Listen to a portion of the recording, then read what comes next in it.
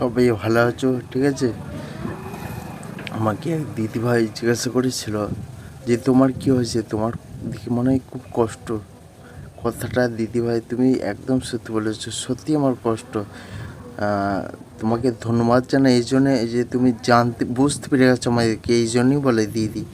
ঠিক আছে, এই যে দেখতে পাচ্ছ, এই যে এইখান থেকে কাটা আছে, ঠিক আছে, বাকিটা আমিও মানে দেখাতে পারবো না।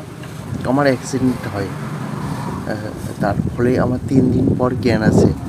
যে ডক্টর আমায় অপারেশন করেছিল, ডক্টর বলেছিল জ্ঞান না এলে অপারেশন করা যাবে না, মানে জ্ঞান না এলে যাকে বলে ডেথ, মৃত্যু।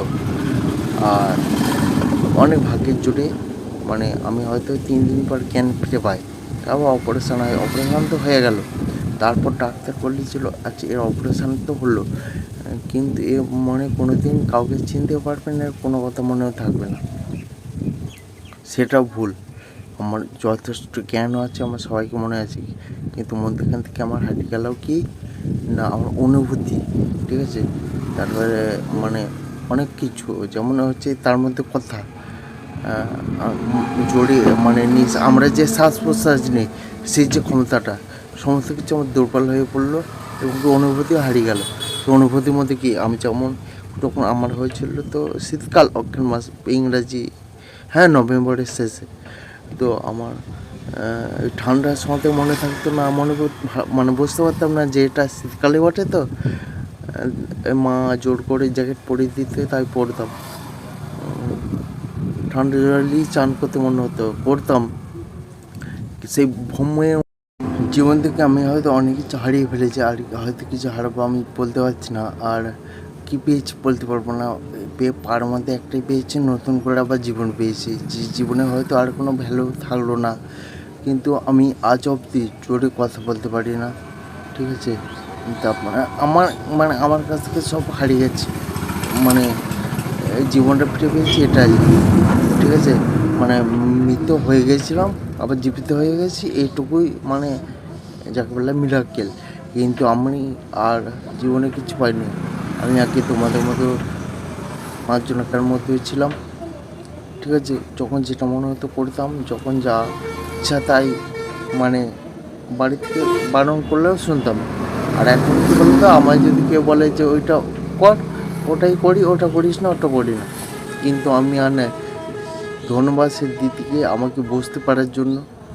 হ্যাঁ, দিদি আমায় এটা বলেছিল, ভাই তোমার কি কথা বলতে অসুবিধা হয়? অবশ্যই। হ্যাঁ, তুমি কথা শুনেই বুঝতে পেরেছি আমার কথা বলতে অসুবিধা হয়।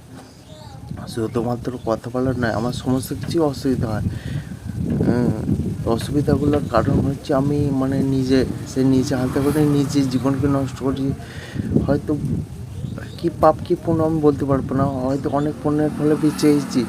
ঠিক আছে, বেঁচে আছি জীবন নিয়ে, কিন্তু কী পাপ করেছি আমি তা বলতে পারবো না। আমি কোনো দিন কারো ক্ষতি করিনি, সেই জন্য হয়তো আমি জীবন থেকে অনেক কিছু হারিয়ে ফেলব।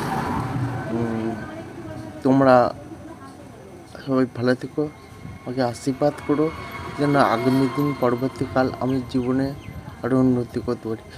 1 সেকেন্ড ধরো এই এই এই যে তোমরা বুঝতে পারছি কি বলতে পারবো না, এই যে দেখ ভালো করে দেখাবার চেষ্টা করছি, এই আমার হাতে দাগ রয়েছে না, এরকম 3টে ফুটো মাথার মধ্যে হয়েছিল। ঠিক আছে, মানে 3টে পাথর আমার মাথায় ঢুকেছিল, সেই পাথরগুলোকে বার করার জন্য আমায় অপারেশন করতে হয় মাথার মধ্যে। আর হ্যাঁ, দেখতে পার হয়ে গেলো অনেক কটা বছর। 2016 শেষের দিকে হয়েছিল, এই যে বললাম না ডিসেম্বর, আর এটা কোথায় 2026। তাহলে অনেক কটা বছর পার হয়ে গেল। ভালো মন্দের মাঝে তোমাদের সঙ্গে হেসে গেলে আনন্দের সঙ্গে আমি দিন কাটাচ্ছি। আর বিশেষ করছি তোমাদের সঙ্গে মিলেমিশে খুশি থাকার, খুশি সবাইকে করার। জানি না, আমি তো পারবো না, আমি তো ম্যাজিশিয়ানও নয়, আর আমি তো সেই জোকস বলার কোনো ব্যক্তিও নয় যে তোমাদেরকে হাসাবো বা আনন্দ দেবো। বাট তোমাদের সঙ্গে মিলেমিশে আছি, এটাই হচ্ছে আমার আনন্দ। আর তোমরা যে আমার মাধ্যমে কেউ আনন্দ পেয়ে থাকো, সেটাও হচ্ছে আমার আনন্দ। আর কিচ্ছু তোমাদের কাছে আমি চাই না। তবে এই প্ল্যাটফর্মে আমি অনেক ভাই বোন, দাদা দিদি পেয়েছি যারা আমায় খুব ভালোবাসে, আর আমি তো খুব ভালোবাসি, কারণ আমার তো ভালোবাসার মধ্যে কেউ নেই আমার মা ছাড়া, বাবা ছাড়া। আর তোমরা যে আত্মীয় স্বজনকে কতটা আপন সেটা আমি তখন জীবন দিয়ে উপলব্ধি করেছি। তখন ভালো মনে থাকে, মনে পড়ছে 2016 সালে নোটবন্দি হয়েছিল, যখন মানে তোমার কাছে 1,00,000 টাকা থাকলেও সেই টাকার দাম নেই। তখন আমার হয়েছিল, মানে চোখের জল নাকের জল হয়ে গেছে। আমার মা আমাকে ওখান থেকে নিয়ে আসে, মানে কি